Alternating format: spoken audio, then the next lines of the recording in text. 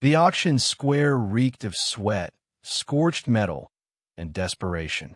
Under the twin suns of Baelith, 5 shackled beings from 100 conquered worlds stood on trembling legs, displayed like trophies for the highest bidder. Zalari of the Syriac people kept her gaze low. She was used to the weight of the chain around her neck, the collar embedded with a suppression chip that burned every time she even thought of resistance. Her slender form bore bruises, and her once lustrous silver hair hung like tattered silk over her face. The announcer's voice cracked through the hot air. Lot 329. Female, Syriac. Quiet. Obedient. Low maintenance. Let's start at 10 credits. The crowd barely shifted. Syriac weren't valued anymore.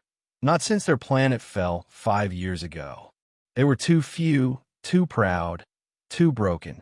Most buyers wanted obedient labor or entertainment. She was too thin for the former and too scarred for the latter. A voice cut through the murmurs.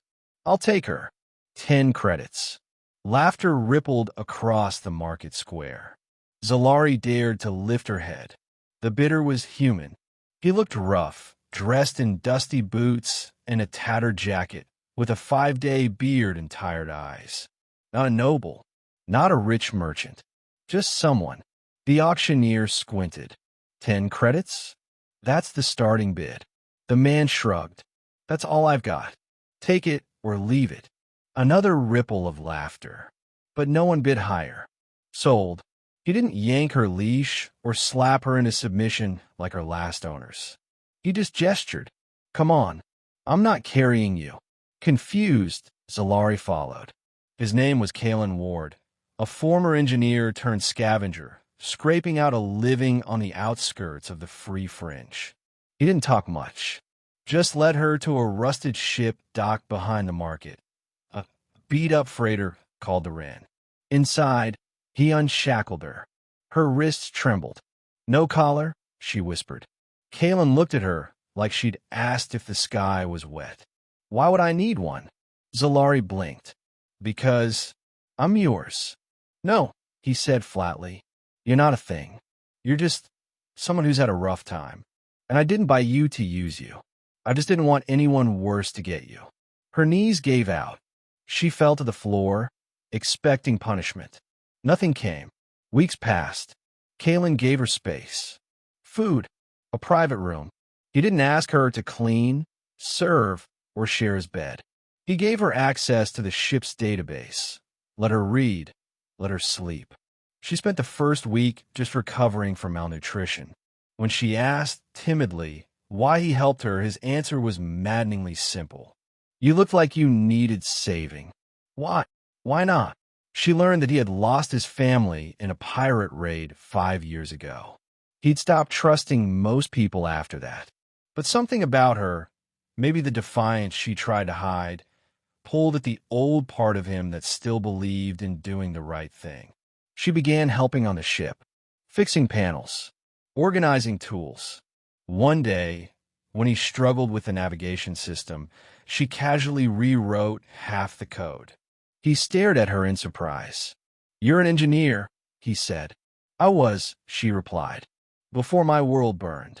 One night, they sat under the stars on a desert moon, eating stolen rations.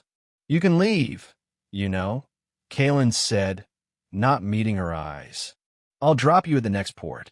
You're free. She looked at him for a long time. I know, but I don't want to go. He finally looked up.